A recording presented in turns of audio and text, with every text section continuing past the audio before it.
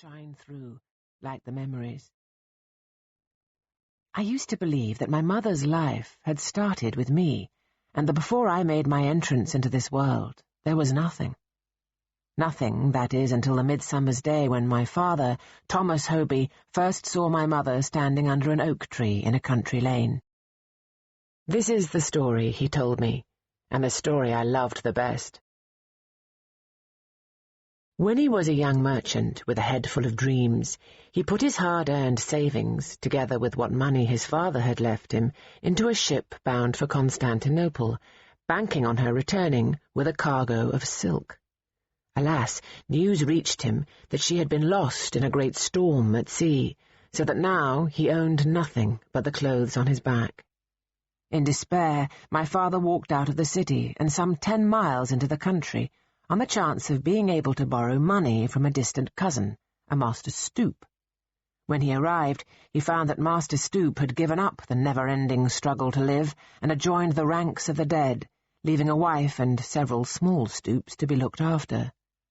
My father had not the heart to ask for anything. Having paid his last respects, he set out mournfully on the road to London, resigned to his fate.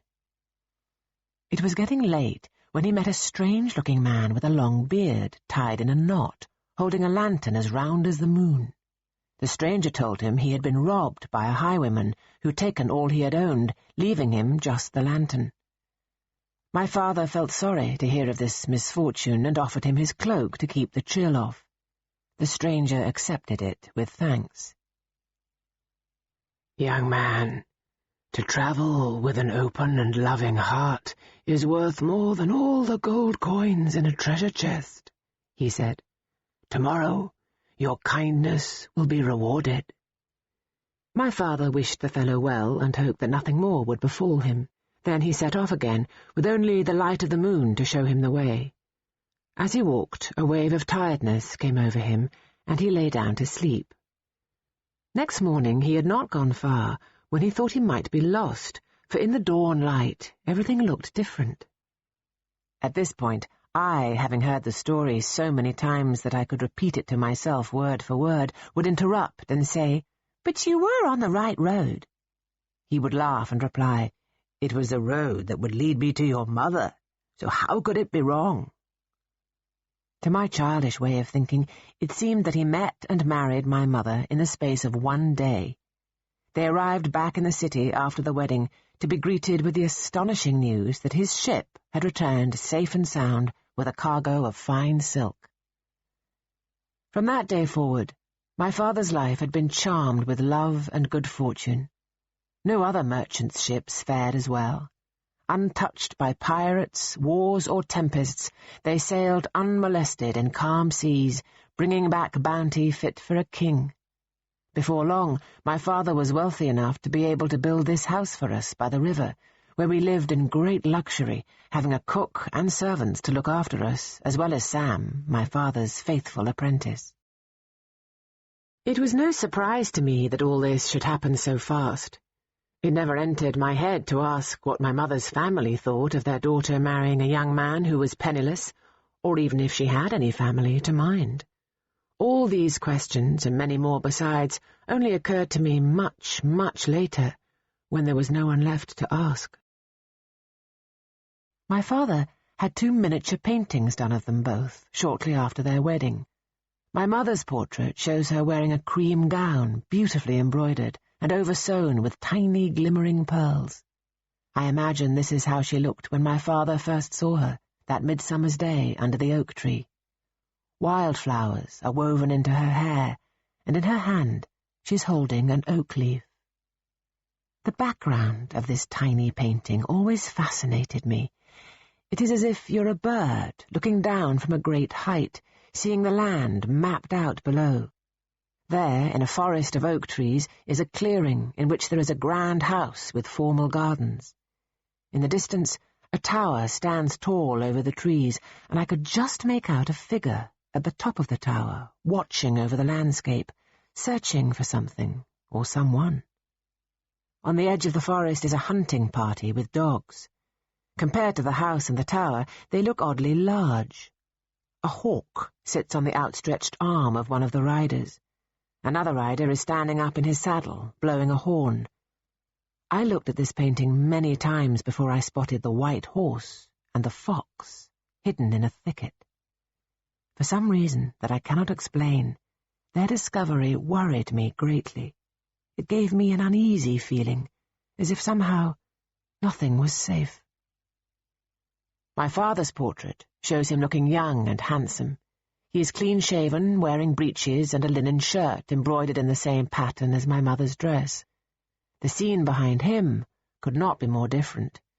It is a view of a city with a river running through it like an opal-green ribbon. You could be forgiven for thinking it a picture of London, except that the houses are brightly painted, and mermaids and sea monsters can be seen in the water in amongst a fleet of tall ships with full-blown golden sails.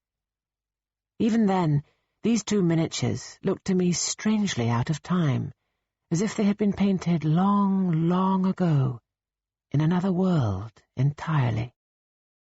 I know now what they mean. I know why my mother kept silent, and why, at my darkest moment, her past claimed me, leading me back to something that could no longer be denied. Chapter 2. The Stuffed Alligator.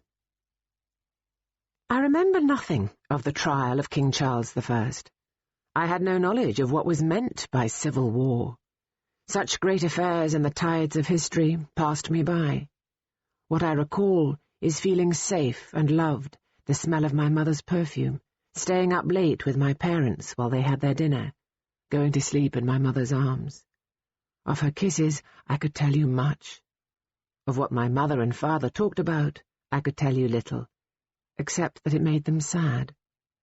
In truth, I did not understand what momentous events were unfolding or how they were to touch upon our lives. My world revolved round smaller things. A stuffed alligator, a drowned barber, a pair of silver shoes seemed to me just as strange as a king losing his head. That January day, it was snowing, and the river had begun to freeze over. I went running in great excitement to tell Danes, and found her weeping. This in itself was unusual, for Danes was not given to tears. "It was nothing short of murder," she said, wiping the tears from her eyes. "Who's been murdered?" I asked with interest. "It's the king," she replied. "It is a wicked thing they have done, and no good will come of it." "Who has done what?" "Oliver Cromwell and his axeman," said Danes. "Terrible. Who would think we would live to see our very own king have his head chopped off?" "Did you see it?" I asked. No, but Master Thankless, the tailor, was there. He told me it was the saddest sight he had ever had the misfortune to witness. They held the poor king's head up high for all to see, and there was a groan from the crowd, the like of which London has never heard before. We live in dark days, my little sparrow." It being winter, I thought she must be right. Danes blew her nose. "The king is dead," she said mournfully. "Long live the king." "How can he be dead and alive at the same time?" I asked. It sounded a very hard thing to do. "Because," said Danes, "his son, Prince Charles, is alive and well, and he will, with God's grace, be the next king." It was a bitterly cold winter, and snow had covered London in a thick white blanket, so that an eerie hush had descended over the city. The mighty water wheels at each end of the bridge had stopped their thunderous churning, and huge icicles hung from them as the river slowly began freezing over. Old Father Thames looked as if he was growing a long white beard. A frost fair was soon set up on the frozen river, with tented stalls selling all manner of wonderful things: gloves, hats, lace, pots, pans, needles, marbles, puppet dolls, spinning tops, spiced gingerbread, roasted chestnuts.